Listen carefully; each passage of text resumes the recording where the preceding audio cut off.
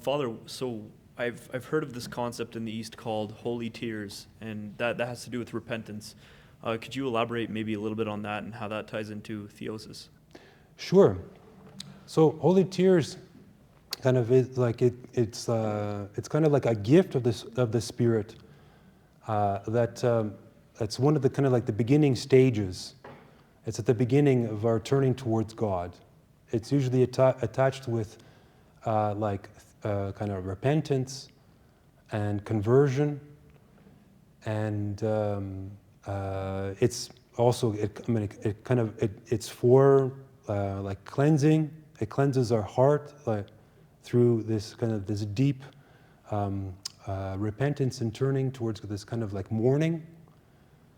But it's not a mourning on its own, right? You receive with this gift a great comfort. Blessed are those who mourn, for they will be comforted. And this is where you know that it's a gift of the Spirit, that you feel this great embrace. You don't feel just like as if you're kind of depraved and a total nothing, and that you're worthless, and that just this great sadness and almost like a depression that comes over you because I'm crying. It's the Spirit who's bringing you into a deeper kind of state of repentance over your own self, over your own sins, over the sins of the world, and kind of it's tied with this great comfort, this embrace, the divine embrace. Okay? So how important are emotions in the spiritual life? Like, are we to completely discredit our emotions, or what's the kind of right balance to strike with that? Good question. So traditionally, Christians were always suspect of emotions. Okay? It's not something that we gauge or our spiritual progress or we don't use emotions to kind of like move us in a direction one way or the other.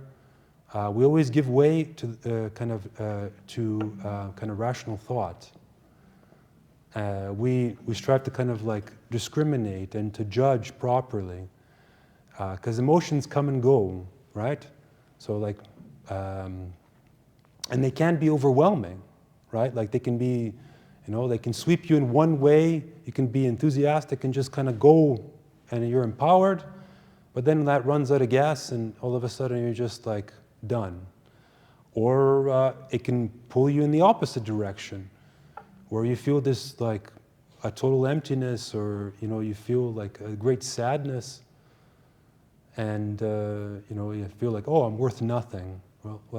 Well, you can't really allow your emotions to kind of dictate and to kind of move you in one way or the other.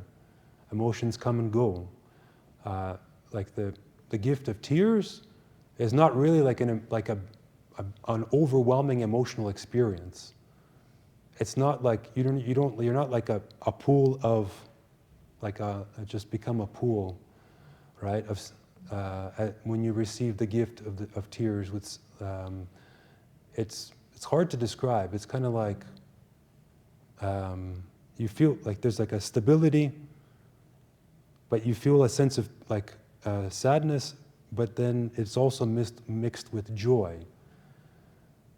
And it leaves you in a state of great peace. So it's not kind of your normal emotion and kind of state, right? One way or the other.